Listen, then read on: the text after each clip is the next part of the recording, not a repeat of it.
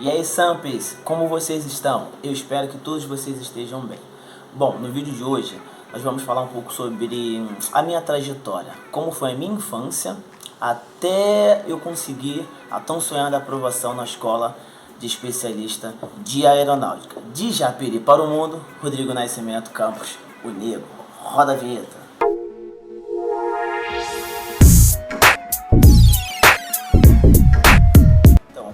Por que eu resolvi gravar esse vídeo, né?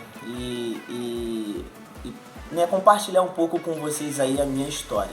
Eu ouvi algumas pessoas, né, no início ali do canal, e algumas pessoas falaram assim, cara, fala um pouco do trajeto, o que você fez, a sua infância. Eu acho que isso seria legal pra gente também que tá nessa pegada de estudo, saber um pouco, né, da tua infância, da tua caminhada, do que você fez. Então eu resolvi gravar mais por essas orientações que eu recebi. E assim, já de cara, de plano, de imediato, eu gostaria de ressaltar aqui uma determinada... fazer um adendo aqui. Cara, a minha trajetória, ela não é diferente da sua, sabe? A minha trajetória não é diferente da sua. Porque talvez você fale assim, cara, o que tem na sua trajetória que é diferente? Às vezes não é que a minha vida, a minha infância foi mais difícil, foi mais sofrida do que a sua. Porque todos nós, o povo brasileiro por si só, a maioria, né, grande parte dela, já tem uma infância, já teve uma vida difícil. E por conta da sua insistência, elas conseguiram alcançar seus objetivos. Foi igual que eu falei no vídeo passado, da disciplina. E o que faz a minha trajetória, né, ser diferente da sua? A insistência. Como eu falei, a insistência. Eu só insisti e fui até o final e deu certo. Então, já de plano, eu gostaria de deixar essa mensagem para você. Valorize o seu trajeto.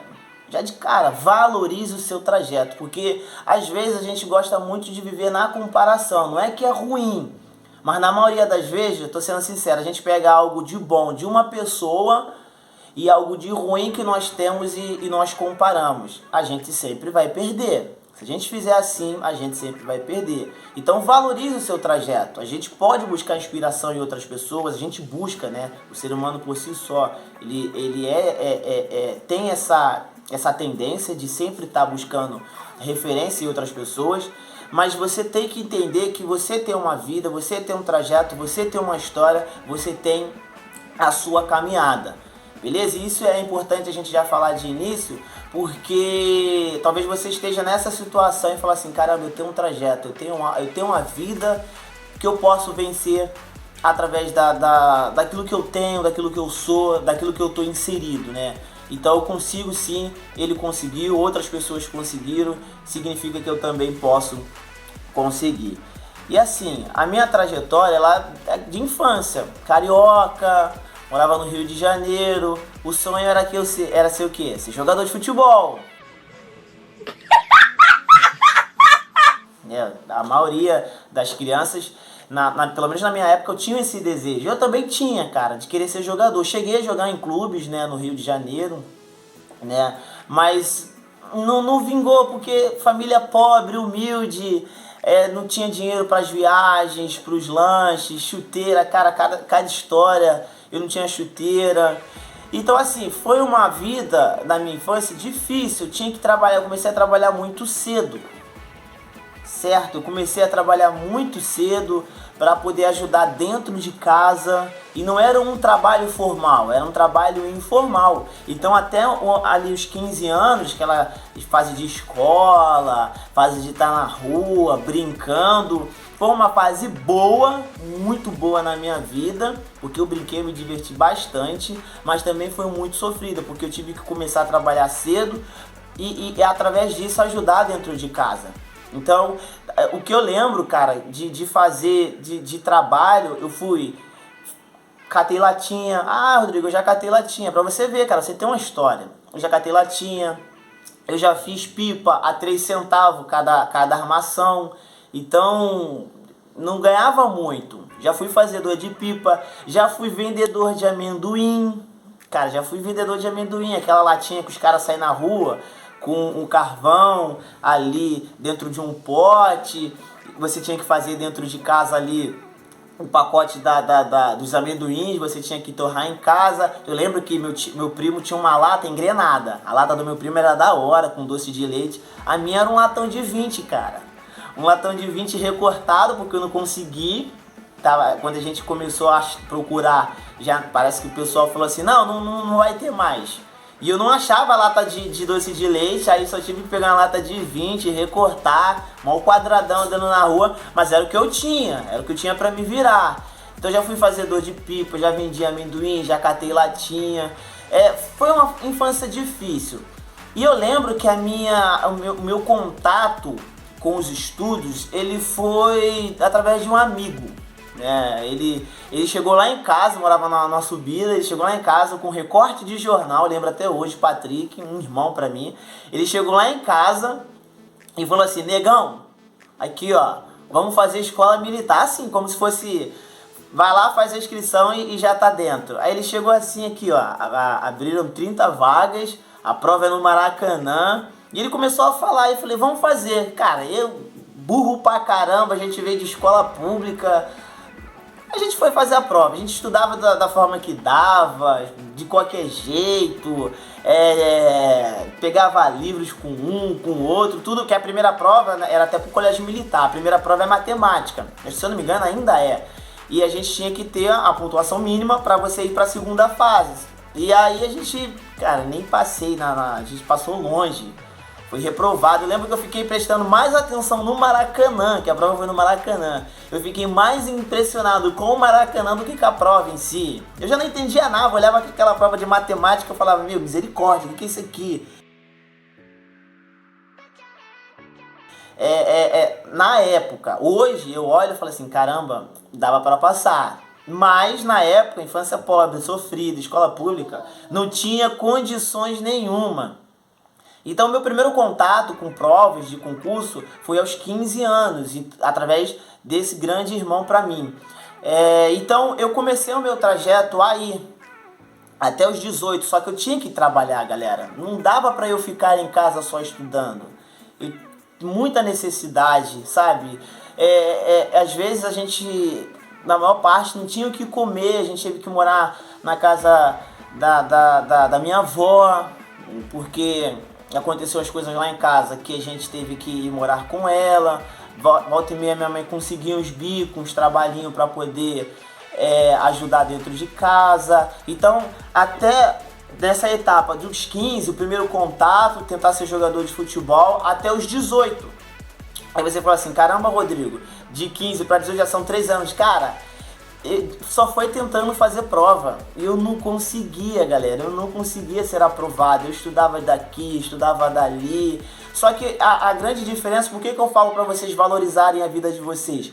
Porque eu não tinha só o estudo, eu tinha que trabalhar. E essa é a regra da vida praticamente do povo brasileiro. Trabalha de manhã e de tarde e estuda à noite. À noite que você tem que dar seu gás, ir para a faculdade, ir para o curso técnico, ir para o cursinho preparatório, ir para o pré-vestibular.